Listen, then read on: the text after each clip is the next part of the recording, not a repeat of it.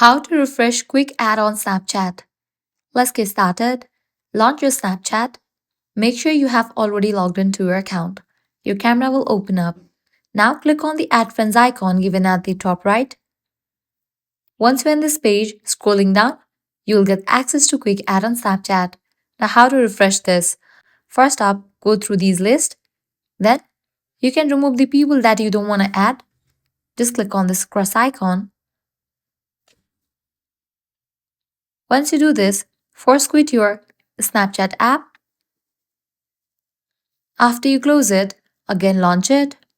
Now navigate to the Friends tab. Then click on this Add Friends icon again.